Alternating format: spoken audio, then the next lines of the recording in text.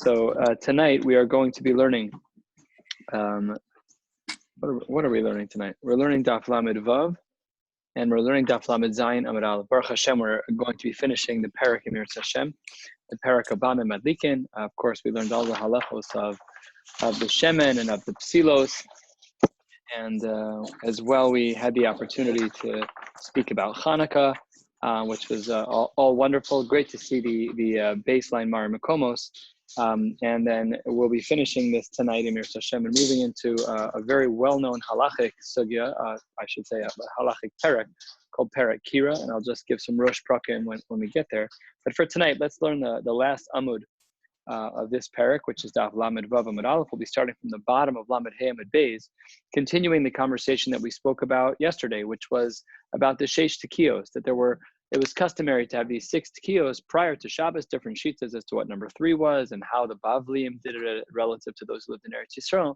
And here the Gemara is going to continue with just a mini sugya within a sugya of the tekiyos in order for us to get to the end of the parak. So let's jump right in. 8 lines from the bottom, starting with Amar Rabbi Yosi on the bottom of Lamed Hey Amud Beis. Amar Rabbi Yosi b'Reb Chanina Shamati she'im bad lahadlik achar 6 tekiyos madlik.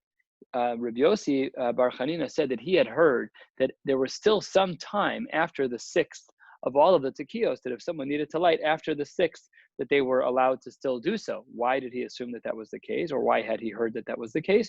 Shehare nasnu chachamim shir lechazan hakneses laholich shofar lebeso, because they gave time for the person who was the Baal Tokeya to go from the shul back to home and then to come back to shul. So says the Gemara, that can't be. Amru lo, the Chachamim said back to Rabbi Yosi Bar Chanina, you were misinformed. That can't be. In Kain, nasata devarecha l'shiurin. This is a colloquial catchphrase for those who are familiar with the learning world. It basically means your answer is too flexible. It's going to be a slippery slope. If you take a look at Rashi here explains, and I'll just translate literally in Kain, if so, nasata devarecha l'shiurin, you've given your words over to different shiurin, to different measures. Why? Look at Rashi Dibur Hamaschel L'Shiurin, about 9 lines from the bottom. L'Shiurin, Pamim Shebeso Karov, Pamim Shebeso Rachok. What, every chazan of the shul lives within a certain distance? That's ridiculous. That cannot be the measure, that after the 6th of all the tekiyos that you're allowed to light. It's just not possible, because every chazan lives in a different place relative to the shul. Ella, says the Gemara, last of the short lines, Lamed Hey Amud Beis, Makom Tsanua Yesh Lo L'Chazan HaKnesses Berosh Gogo, Shesham Maniach Shofaro, rather on top of the roof of the Chazan's house. Rashi points out that he was Tokeya from his own house, smaller neighborhood that's not like a neighborhood like our size, which is many miles wide. He was standing on his roof. He knew how to be a Baal Tokeya, deep in the lungs, and he would belt out the 6th one, and there was a makom tzanu, a place that he could hide it there, and he would leave it there. And there was an added problem. It wasn't just a question of can you be madlik after the last of the tekiyos, but there was another problem, which is that it might be muksa. Maybe you're not able to carry it at all. So that's the brisa that's quoted here. Ein metaltalin loas hashofar the loas hachatzotros. One is not allowed to carry on Shabbos in Isser muksa. You're not allowed to carry a shofar. And you're also not allowed to carry the chatzotros, which is like something more straightly built that it doesn't curve at all. And both of them are muksa according to this brisa. Says the Gemara, wait a minute. This last line that you quoted that says, that brisa that you're quoting right now contrasts and conflicts with another brisa about Tanya. Wait a minute.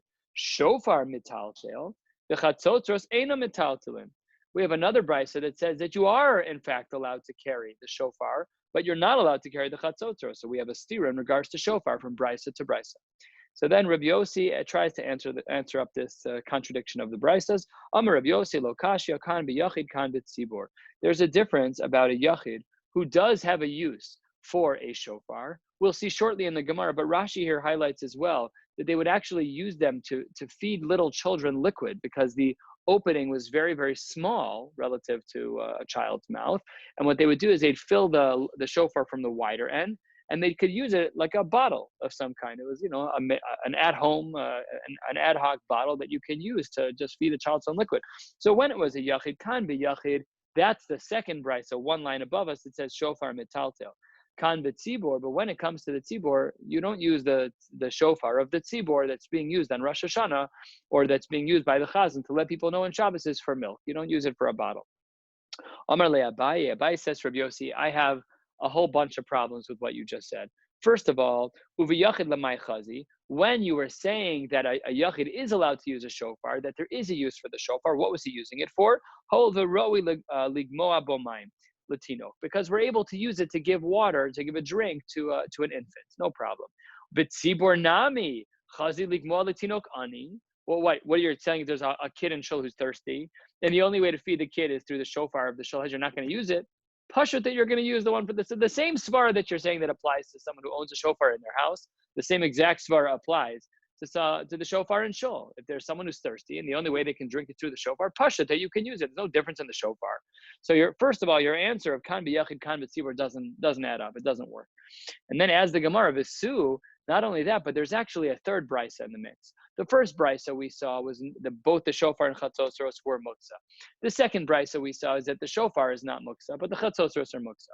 And here's the third brisa. Visu, haditanya kashem shemetaltalin es ha-shofar, kach metaltalin es ha-chatzosros. We have another brisa that completely disagrees with you because it says even the chatzosros are not muksa. It says the Gemara money. Who is that opinion? Who holds completely leniently? Ella lo kasha. We can answer up all three brisas. Ha Reb Yehuda, Ha Reb Shimon, Ha Reb Nechemya. Three-way machlokes tanoim without Rashi would be lost. Let's take a quick look at Rashi to see how he answers, how each brisa applies to each of these tanoim. Top line of Rashi. Ha Reb Yehuda, shofar metaltel v'chatzotzros, einon metaltelin. That's the shita of Reb Yehuda. The muksahu aval shofar Torah's kliya love kida amran la'el. The shofar can be used, and therefore he says it's mutter. So that's the brisa number 2 that we saw, which is 2 lines from the bottom on Lamed Hey Amud Beis. The Atanya shofar metaltel v'chatzos ein metaltelin. That's the sheet of Rabbi Yehuda. Next Rashi, ha de katani metaltelin, that you can carry both, that you can use both the shofar and the chatzotros. Who is that? That has to be Reb Shimon. We've seen this sheet already. Reb Shimon, he's the lesle muksa. He doesn't hold the muksa the way that we know of holding like muksa. And lastly, ha Reb Nechemya, says Rashi, ha de katani ein shofar, ha de katani af shofar ein metaltelin.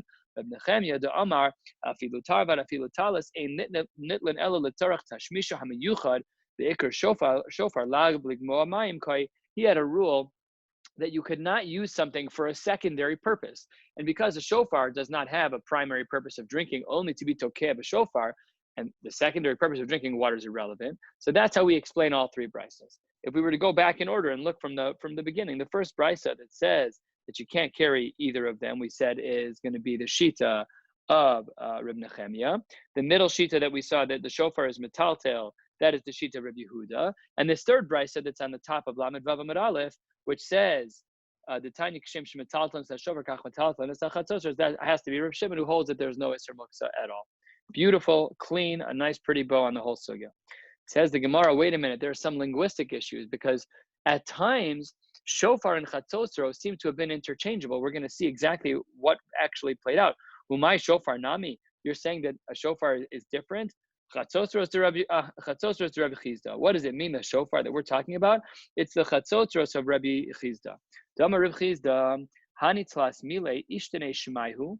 There are 3 things that ishtene shmaihu, their names changed. Mikicharav Beis Hamikdash, from the time that the Beis Hamikdash was destroyed. Here's the first one. Chatzosrasa shofra, shofra chatzosrasa. These 2 names became all mixed up after the Churban Beis Hamikdash. What's the difference between the terms? Says the Gemara, the nafkamina is huge. The shofar shel Rosh Hashanah, because we know that we have some specific dinim that apply in regards to the kashrus, to the status of the shofar of Rosh Hashanah. So which language is which? We would have thought it was shofar. Take a look at Rashi, Dibur Hamaschil, the shofar shel Rosh Hashanah, just to our right. Says Rashi, ein token ela be'oso she'am ha'aretz koren chatzotros. Who's shofar? Unbelievable. We follow the language of the lexicon of the people. Back in the day, what they referred to as a chatzotzra was basically a shofar, and that was going to be the term of use for halachic purposes. What was the second case of language that changed after the Beis Hamikdash was destroyed? Says the Gemara, arava tzaftefa, and tzaftefa arava, the arava from the arba minim. from the lulav. So there is an arava, which is kosher, and a tzafzafa, which is not kosher, but the terms became all garbled up. People were using them interchangeably. The my nafkamina lulav. Nafkamina would be that we need an arava for a lulav and not a tzafzafa. Pisora, pisorta, pisorta, pisora. Here's the third example. A large table and a small table. The languages were so similar. A small table and a large table. The my nafkamina, the mekachu memkar. The nafkamina is that when a person is selling something, they should use the right language. If you're talking about a small table, you should use the right lashon. A large table, a large table. Amar Abaye af anu ne'amar. I'm going to add into the mix another thing that happened after the Churban, and that is as follows. Hovlila bekase hovlila. This refers to a variety, to two of the different compartments of an animal's stomach. One was called the hovlila, and one was called the bekase, otherwise known as the beisakosos. And they were sometimes used interchangeably. So asks the Gemara, l'may nafkamina, what's the difference between these two terminologies? And the answer of the Gemara is that the nafkamina is in regards to a subtlety within the world of trephos, of when the stomach gets pierced with a needle. Says the Gemara, l'machat shenimtzeis be'ove beisakosos. It really depends what compartment of the stomach we're talking about. If we're talking about the beisakosos, so then the mitzad echad, if on one side of the beisakosos, that's where the needle was piercing, so then that's kshera. Umishneitzad in trefa, but if it was going through two sides or through a different side, then it would be a trefa. So yeah, it's a huge nafkamina. What's the hovlila? What's the beikase? Amar Ravashi, I'm going to add still another one. And this will bring us in Hashem to the end of the parak. Amar Ravashi, afanu nomar. I'm going to add 1 and 2. Bavel borsif Bavel. Sometimes the location of Bavel was referred to as Borsif, and sometimes it was referred to as Bavel. Turning to the top of Lamed Vavim the Beis. Don't get too excited about the pace here. These upcoming blot are more complicated. Lamay nafkamina. What is the difference in Bavel and Borsif? Says the Gemara, Legite Noshim. Take a look at Rashi on the top. Of course, we know that a get has to have all the details right. If your name is wrong, if the date is wrong, so many things can go wrong with the get. They're done under tremendous scrutiny and a bezdin. Very, very difficult to get correct. But take a look at Rashi here. We'll just get a little bit of a glimpse into the world of Maseches, getting many, many years out, months out, years out probably. It says the Gemara, Legite Nashim, the Kaim Alon, B'nei Bavel Bikhian. We typically hold that the people who lived in Bavel, because of the Torah that was being learned there, they were treated as experts. Shetzarach lichtov get lishma, and they had to write a get for the right purposes, lishma, that it should be written for the sake of divorce. Maybe get misham, and someone who brings a get from there, from Babel, ein tzarach lomar b'fanai nechtav u'b'fanai nechtam. If you've learned Gittin or seen the Mishnayos there, you probably would know that when an aide, when witnesses, when a shaliach actually brings a get from the husband to the isha, sometimes under certain parameters, he has to say b'fanai nechtav, b'fanai nechtam, but not when it comes from Bavel. And that would be the nafkamina here in the Gemara. The my nafkamina l'gitei noshem. What's Bavel? What's Borsif? Baruch Hashem. Hadron alach b'ma malikin. Hadron alach b'ma malikin. Hadron alach b'ma malikin. Mirz Hashem. 7 and a third years will come back right here to this page and to this parak and learn it yet again. Mazel tov. Mazel tov. Parakira is halacha l'maisa, but difficult to decipher. And today we're going to see one of the primary machlokos in the Tanaim, that is a machlokos as well in the Rishonim, and that made it into the modern day poskim as well in regards to psak. And this basically deals with a couple of halachic areas. The first is an area in halacha called shehiyah. Shehiyah is an isser derabanan, potentially. We'll see today that it may or may not apply. Shehiyah is an isser derabanan of leaving food, even cooked food. That's kemachal ben drusai, the shear that we saw earlier. That it is a shear where we have to make sure that the food is cooked at a minimum, either a fifth or a third. Rambam, Rashi, Machlokas there that we spoke about. And once it's already cooked enough, so then there's no Isur Doraisa of cooking anymore. What we're going to be discussing tonight is no Isur Doraisa. We're only discussing Isur Dorabanan. Are we allowed to leave food that is sufficiently cooked over an open flame on Shabbos? Midoraisa, the answer is yes. Once the food is cooked, the answer is yes. Midorabanan, that's a great shayla that we're going to discuss. The second Isur we're going to discuss is an Isur of Chazara.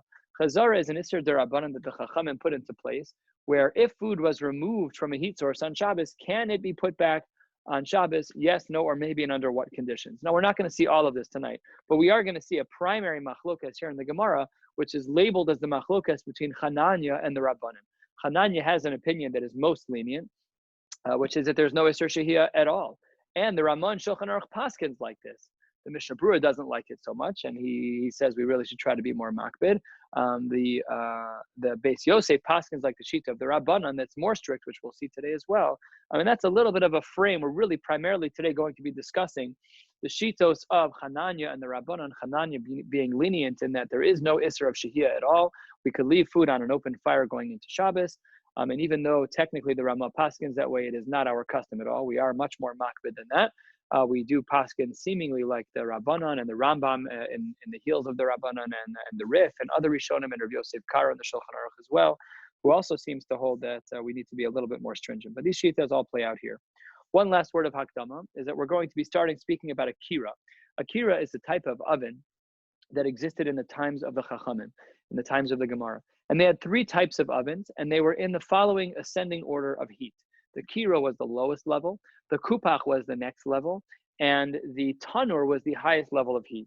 Now, all of their ovens had openings at the top to put the food in. Now, all of our ovens, I can't think of any exceptions, all of our ovens are side open, and they don't retain heat quite as well. It may not be true nowadays with our insulated glass and all the types of foams that we have that are on the rims, but nevertheless, our ovens are presumably more controlled than the ones they had back in the day. The tanur was considered way different. That is not what we're talking about. Ladina, most poskim do assume, Rav Moshe has a tshuva about this explicitly. Most poskim assume that our ovens are in the frame of a kira, which makes this conversation today very practical. So let's begin Perek Kira, and we will get into some ideas. I'm just going to say now this Mishnah is going to be confusing from the outset. We don't know what's talking about what yet. We will get into some of this throughout over the course of this blot today, and we will end at the second to last line on Lamed Zayin Amud Aleph. The Mishnah opens as follows.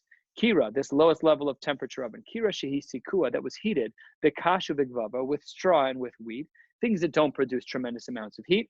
The halach in the Mishnah is nosnin aleha tavshil. When is this? Is this before Shabbos? Is this on Shabbos? We have no idea. And we're going to go through a bunch of iterations today as to what this means. What if the heating was hotter? What if it was begefes uve'etzim? Rashi here, the fourth line of Rashi on this new Gemara, Rashi here says that gevava, that gefes is psoles shel shumshimin shehotzi shomnan.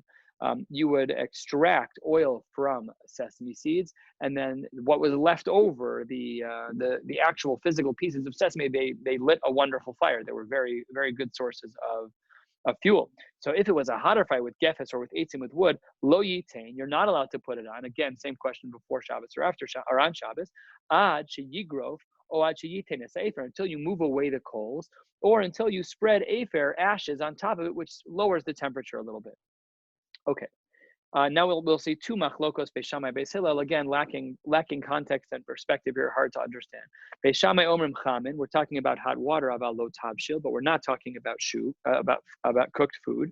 Beis Hillel omrim chamin v'tavshil, Beis Hillel is more lenient, and he held that it applied to hot water and it applied to food. Next machlokos, Beis Shammai, Beis Hillel. Beis Shammai omrim notlin aval lo machzirin, you're allowed, of course, to take something off the fire, but you're not allowed to put it back. Ubeis Hillel omrim af machzirin. Let's jump right into the heart of this sugya of the machlokas between Hananya and the Rabbanan. Ibaya lehu. The Gemara poses a question to the Chachamim. Hi lo yitain lo yachzirhu. When the Mishnah says on the top line, on the second line it says lo yitain ad sheyigrov, that when the kira, when the oven is heated with gefes and eitzim, that you're not allowed to be nosein lo yitain until it's been raked away. What was that talking about? Lo yitain lo yachzirhu, was that talking about chazara? When does chazara apply? Only on Shabbos. Can't do chazara on Erev Shabbos. Chazara is when you take something off the fire on Shabbos and now you want to put it back. So do we say that it's lo yachzir, that the Mishnah was speaking about chazara aval lishos mashin, but the Mishnah was not referring to shehiyah, which is done Erev Shabbos, in which case shehiyah is totally mutter. Afal pi she'eno gar ve'eno katuv, even though it was not, the coals were not removed and the fire wasn't removed. Umani, and whose shita would that be? Hananya he. The Tanya Hananya Omer Kolshu Kamacha Ben Drusai Mutter L'Shahoso Al Gavi Kira Afal Pisha Eno Garv Eno Katu. Do we say that our Mishnah is only talking about the world of Chazara? And if our Mishnah is only talking about the world of Chazara, then our Mishnah is not talking about Shehiyah. And if that's true, then we have a huge kula going into Shabbos. That if there is no Isser Shehiyah, if there's no Isser Derabanan of Shehiyah at all, so then according to Hananya, we can take our food that's fully cooked, granted. It's cooked, Kamachal Ben Drusai, but we could mamish leave it on a fire the whole Shabbos till we want to eat it. That would be mutter. without a blech, without covering the knobs, totally mutter according to Hananya. That's one approach. O Dilma, or perhaps lishhos tnan. Really, the Mishnah was talking about Shehiyah and Erev Shabbos, the Igar v'katum in, ilolo. And if in fact it was, the coals were shoveled out and it's covered, then we can do Shehiyah, which is what we do. That's clearly how we paskin. We allow food to go into Shabbos, not directly over a fire, but over a blech. We cover the knobs. Big shaila about chalampas, does the aluminum foil count? There's some, of course, who say the aluminum foil doesn't count. We're going to speak about that more as we continue throughout this parak Emir Tashem. But this second understanding is more strict in that our Mishnah is not focusing only on Chazara, but it's even focusing on Shehiyah, which adds restrictions to our Erev Shabbos routine. And then V'chol Shekain Lahachzir will be even more strict by Chazara, which is on Shabbos. So these are the two possibilities. Let's just paint the case clearly, and then we'll dig into the answers. World number one is the world of Hananya. This Mishnah is only talking about Chazara. We're only discussing dinim that apply on Shabbos, nothing that has to do with anything Erev Shabbos. In that world of Hananya, yes, there's the conversation about when we can do Chazara. Is it Garif and Katum? Has the fire been covered, and has the knobs been covered? Whatever it is, that's one whole world that our Mishnah is talking about. But then according to that world of Hananya, we have leniencies as it relates to Shehiyah, of leaving food on a fire uncovered going into Shabbos. That's world number one. Or world number two is that no, our Mishnah is discussing Shehiyah, about foods being put on a fire directly into Shabbos, and we're saying that it's problematic only if it's garif v'katum, only if it's covered, and only if the fire has been limited in some way, then that would be. So those are the two worlds. That's Hananya, and we'll see soon that is the Rabbana. So let's see how the Gemara answers this. This is a very long-winded Gemara, more verbose, though as it relates to Daf Yomi, a little more quick moving. But a little bit more verbose than usual. So let's start. We're about a little bit less than half the way down. Let's see what the Gemara answers. Tashma. Midikatani trei bave b'mas nisan. Beishamai omrim b'chamen ava lo tavshil. Beishil omrim b'chamen v'tavshil. We saw that there were two machlokos in our Mishnah. That's machlokos number one. And then we also saw the machlokos Beishamai omrim notlin ava lo machzir. You can take something off the fire, but you cannot put it back. Ubeishil omrim af machzir. And if we have these two machlokos, so then we have to get pshat on what's going on here. It says the Gemara halfway down Lamed Vav Amud Beis, Iamris Bishlama Lishosnan. If you want to say that our Mishnah is speaking about Shehiyah, which is not like the Shita of Hananya, that our Mishnah, he says, is the lenient one. If you want to say that our Mishnah is talking about Shehiyah, which is the Shita of the Rabbanan, then here's how the Mishnah would play out. Hachik Tani. Kira Shihisi Kua Bekashu Bekvava, Mashin Aleha Tavshil. If we understood according to the approach that our Mishnah is talking about Shehiyah, so then what would pshat be in our Mishnah? Then it would read like this: the oven, which was heated with kash and gevava, then you can do Shehiyah with tavshil. However, if it was heated with gefes and eitzim, with a stronger type of fuel, then you need garaf v'katum. You need to cover it with ashes in order to go into Shabbos. Umahin mashin, and then the Gemara interjects with what Beis Shammai and Beis Hillel are arguing about. Umahin mashin, what is it that we're allowed to do Shehiyah on? Even garif v'katum, if it's allowed. Says the Gemara, Beis Shammai omrim chamen avalo tavshil, Beis Hillel omrim chamen v'tavshil. Very good. So this this understanding of the Mishnah is clear. And now the Gemara, what about the last machlokas Beis Shammai Beis Hillel b'chazara? And just like Beis Shammai and Beis Hillel argue about which foods we are allowed to do Shehiyah with, just like we have that, pligi nami bilahachzir. They also have a separate machlokas that applies on Shabbos in regards to whether or not chazara is mutter. Beis Shammai omrim nodlin aval lo machzirin. Beis Shammai says you can remove food, but you cannot put back. Beis Hillel omrim af machzirin. That's pshat number one, the more machmer shita like the Rabbanan, that we say that this Mishnah, pshat is talking about Shehiyah, and if our Mishnah is talking about Shehiyah, then we don't have the lenient opinion of Hananya at all. Ella, that's the side that works. Ella I amris, but if you want to say that like Hananya, that our Mishnah is talking about Chazara and not talking about Shehiyah, Ella I amris lahachzir tnan. If you want to say that our Mishnah is referring to Chazara, then hachik tani, then we have a problem, because the Mishnah would then read in the following way. If you have an oven that was only heated with a weak type of fuel, so then you can do chazara.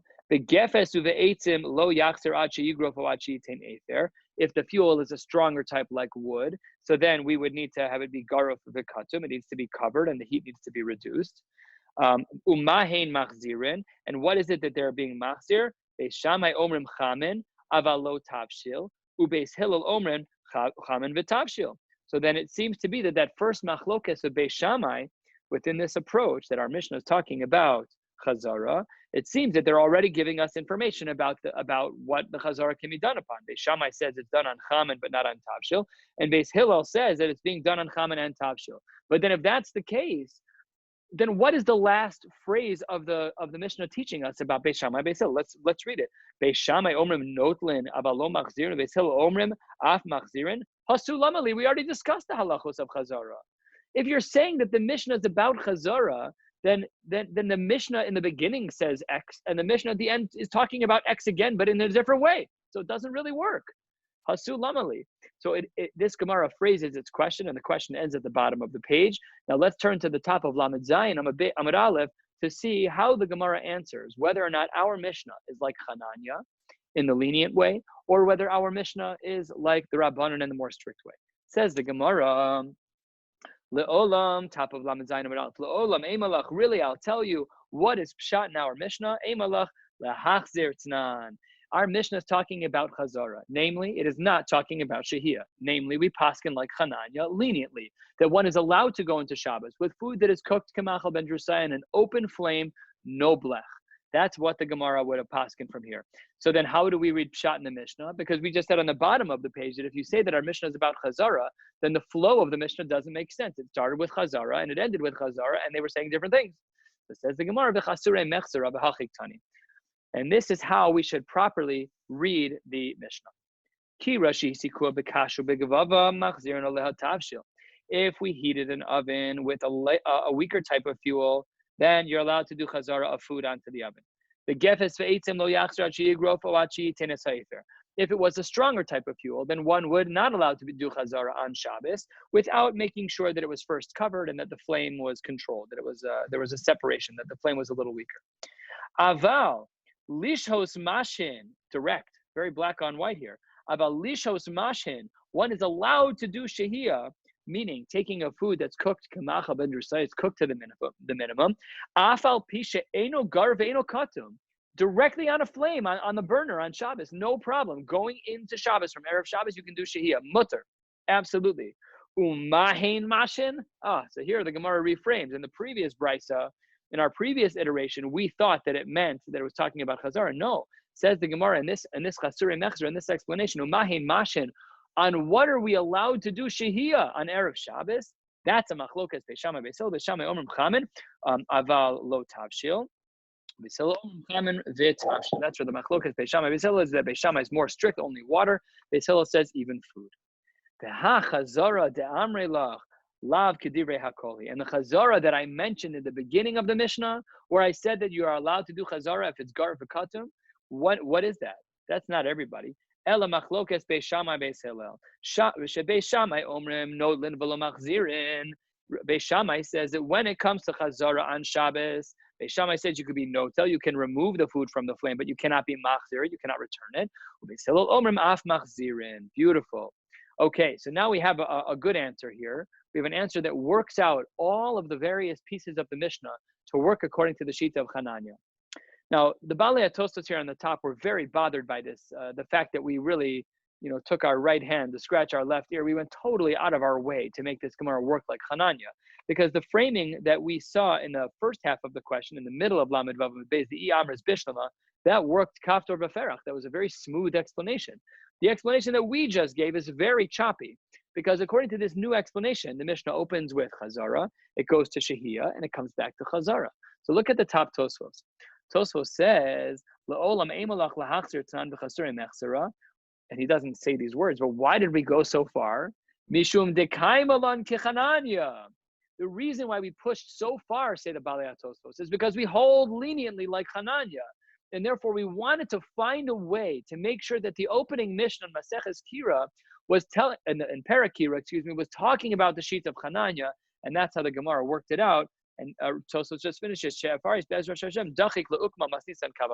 It is granted difficult to establish the Mishnah like Chananya, but nevertheless, the Gemara did establish the Gemara accordingly. So now we see that there are various ways to establish the Gemara, and the Gemara's initial attempt to say that it had to be like the Rabbanan was proven incorrect. So let's try again. Let's see if we have another raya for our Mishnah. About 10, 12 lines down on Lamed Zayin Amud Aleph.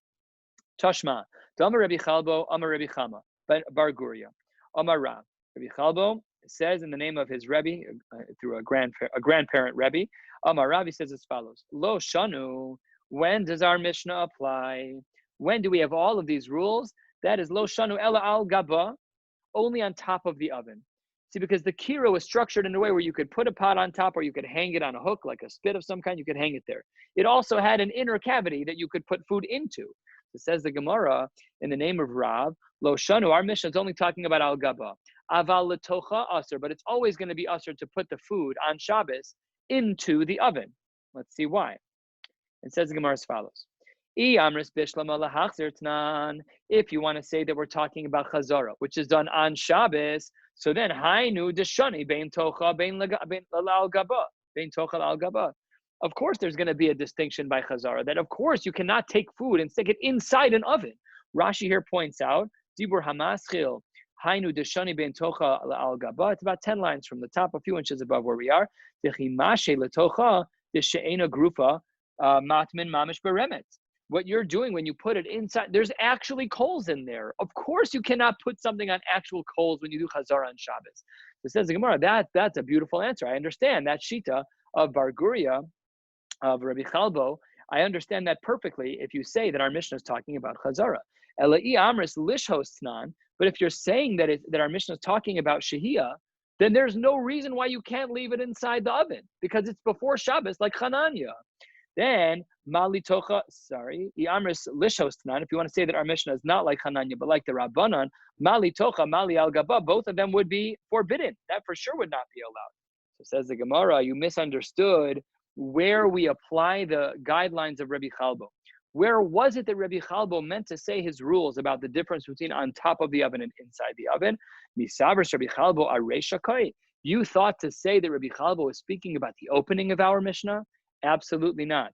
Aseifa Koi. What was it talking about? It was talking about the end of our Mishnah. Which part of the Mishnah? This part. Uveis Hillel Omrim Af Machzirin. Beis Hillel says, in contrast to Beis Shammai, that we do allow it for Chazara once the food is taken off of the fire. The Amar Rabbi Chalbo, Amar Rabbi Chama, Bar Guria, Amar Rav Lo Shanu Ela Al Gabav Al Tocha Aser. So it says no, you can't bring a raya from the story from the halachic scenario of Rabbi Chalbo because I could explain that according to both understandings of our Mishnah, either that of Hananya or that of the Rabbanan. So let's try again. Tashma, right in the middle of the page, Lamed Zayin Amud Aleph. Says the Gemara, Beis Kiros Hamat Imos Achas Grufa Hamat Imos. You have two ovens that are right next to each other, two kiros.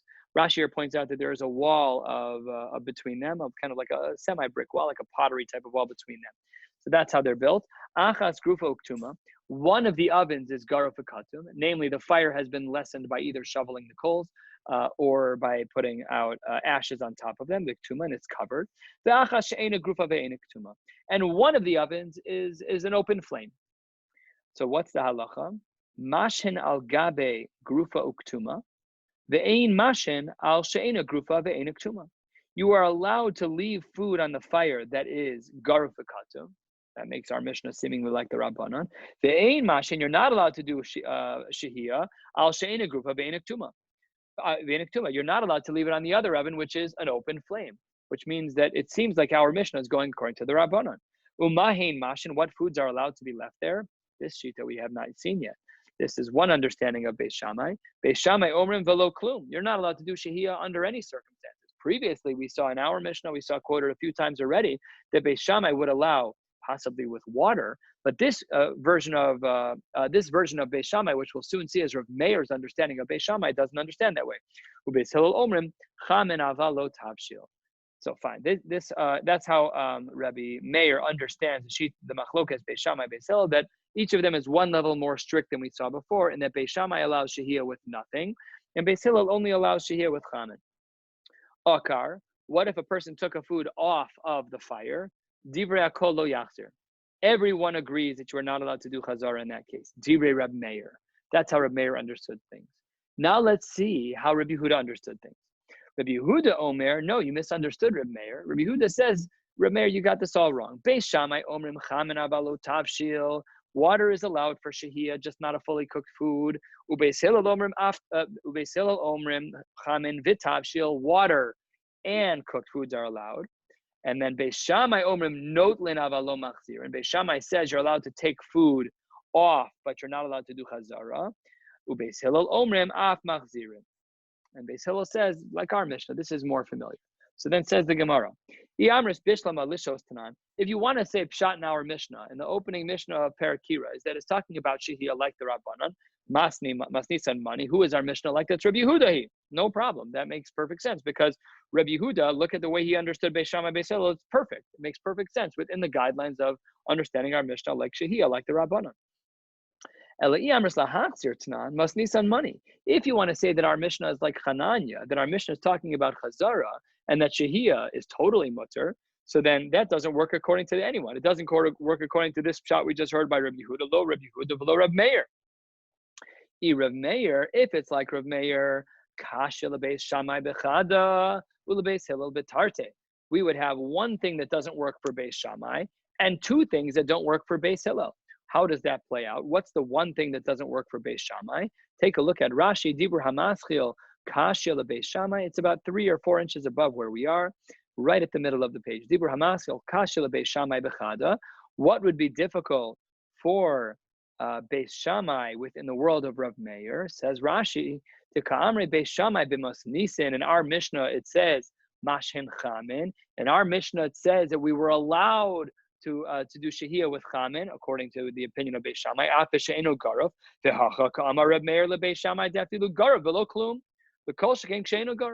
So that doesn't work for Reb Meir because Reb Meir over here was much sharper than the Reb Meir in our Mishnah. So that's why the Beis Shammai doesn't work. And the next line of the Gemara says, "Lebeis Hillel tarte, the tarte." Beis Hillel doesn't work for the world of Reb Meir for 2 reasons. Take a look at Rashi, Dibur Hamaschil Lebeis Hillel betarte. Dibimas Nisan in our Mishnah, Sharu Beis Hillel lahashos chamin v'tavshil apesheinu garf. That it would not work according to Reb Meir because Beis Hillel in our Gemara, in our Mishnah, says that one is allowed to be shoah chamin v'tavshil even without garf. V'halcha tani debe garf chamin in tavshilo ubesheinu garf ein mashin klal. That's problem number 1, is that his shita in regards to shehiyah is different. As we saw already that Rav Meir quoted the machlokes in our Mishnah differently. What was the second problem toward the end of that Mishnah? The second problem for Beis Hillel within the understanding of Rav Meir, in regards to Chazara, with that last machlokes in the Mishnah, begaraf tnan b'masnisin leBeis Hillel machzirin v'achaktani akar divrei kol hayachzir. Rav Meir doesn't work for anybody because then even Beis Hillel in our Mishnah would say that there's no Chazara. That's not true according to what our Mishnah says. And then says the Gemara back to where we are, Reb Yehuda. And if you wanted to say like Pshat in our Gemara was like Reb Yehuda, that also doesn't work. Kasha Grufa Uktuma. That doesn't work because of the Garf Katum. What does that mean? Take a look at Rashi just to our right. Dibur Hamaschil v'i Reb Yehuda. V'i Reb Yehuda the Amar Nami Kimas Nisen Mikol Makom Grufa Uktuma Kasha. The Masnitzin Tirtes de Beplugta Kamaisa B'She'eno Garuf V'Sharu Beis Shammai Chamin Ubeis Hillel Chamin V'Tavshil. We saw in the Reish of our Gemara, in the case of Kashu Gevava, that it was totally mutter, straight up on the fire, totally fine. But over here, we made a distinction between Garuf and Katum. So that doesn't work. Reb Meir doesn't work according to base. Our Mishnah doesn't work according to Reb Meir or according to Reb Yehuda. So then answers the Gemara, how then do we solve this brisa? This machlokes with Reb Meir and Reb Yehuda, these 2 difficult understandings with our Mishnah, answers the Gemara, really we are talking about, that our Mishnah is talking about lahachzir. But there is a machlokes between this Tosefta that we just saw with Reb Meir and Reb Yehuda and our Mishnah. The Tana Didan Savar Lak Reb Yehuda Bechada Upaligale Bechada. Our Mishnah disagree. He holds like Rabbi Yehuda in one way, Savar like Rabbi Yehuda bechada, upaligali bechada, but he disagrees with Rabbi Yehuda in another. Savar like Rabbi Yehuda bechada, bechamin v'tavshil not lenu machzirin. He agrees to Rabbi Yehuda that things are that we allow for chazara, that the Beis Hillel of Rabbi Yehuda is the same Beis Hillel of our Mishnah, that if food was taken off of a fire on Shabbos, that one is allowed to do chazara. Upaligale bechada, and he argues in that the ilutana didan savar lishos, that that he argues with Rabbi Yehuda in that our Mishnah, the Tana of our Mishnah, holds that Shehiyah can be done, that even if it's not Garuf Katum, that we can just leave cooked food on a fire going into Shabbos. Rabbi Yehuda Sabar, Delishos Nami Garuf Katum Ini Lolo. But Rabbi Yehuda held that we needed to put a little measure in, and that we only allowed for Shehiyah if it was Garuf Katum. That's not Pshat in our Mishnah. But that's the way the Gemara compromises. Yes, we hold like Hananya. Yes, we also hold like Rabbi Yehuda, but we only hold like Rabbi Yehuda in part. So pausing here, it seems to be, it's inconclusive from the Gemara directly how we paskin, but the Gemara does end on the note of holding like Hananya with a blend of Rabbi Yehuda, seemingly that we would hold that Medina, that one is allowed to do Shehiyah. We can take a food that is cooked Kemachal Ben Drusai, either a third or a half cooked. We could leave it on an open flame going into Shabbos. That would be Mutter Midrabanan, Mida Oraisa. Rabbi Yehuda would be one level up. He doesn't hold like the other Shitas that it's completely Asr, but he would hold that we just need to make sure it's Garuf B'Kat. Okay, this brings us to just one last sugya to learn for tonight, and that is, what about putting something next to one of these ovens? Would that be considered permissible? Ibaya lahu mahu lismochba. What would be the din of leaving something that is cooked kemachal ben drusai to put it next to a kira? Is that allowed? Answers the Gemara. I should say, actually, the Gemara frames out the question over the next line. Tocho v'gaba aser aval lismochba shapir dami. Do we say that on top of the oven and inside the oven are aser, but by inference, maybe leaving it close, leaving the food to the side of the oven would be okay? O dilma lo shnar, would we not make a distinction? And we would say on top of the oven and inside of the oven and the side of the oven, that we would say that we would say that they're all aser. So says the Gemara, Tashma. Let's look and analyze a case that we already saw. This case should sound somewhat familiar. What is the case? Shtei kiros hamat imos. There are two ovens that are right next to each other, separated by that pottery wall. Achas grufa uktuma. One of them has had the ashes shoveled and it's covered. The achas she'ena grufa uktuma. And one has not had the ashes covered and moved, and the ashes are not covered either. So there we said, mashen al gabe grufa uktuma, that we do allow in that case where the two ovens are next to one another, and you can already see where they're going to with the ovens being next to each other.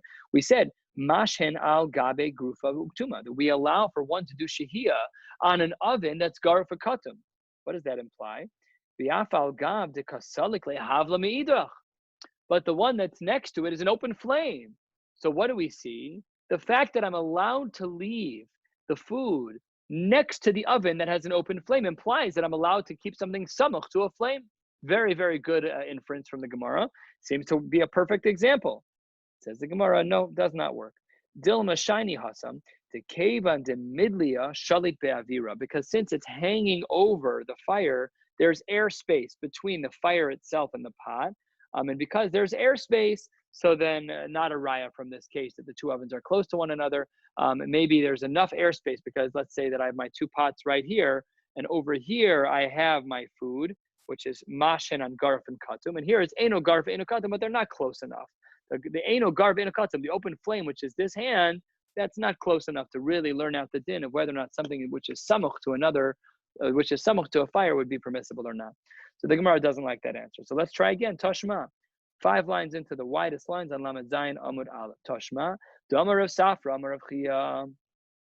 Katma v'nislavsa. Let's say a person did their job. They did a katum. They shoveled away all the ashes and they covered it. And then it became a little bit uncovered. That's what v'nislavsa. I mean, it became a little bit uncovered. So what's the din? Somchen la. Very, very clear. In that case, we're allowed to be somech on that which is at least supposed to be covered. It's a chiddush that it became uncovered and it's still treated as katum.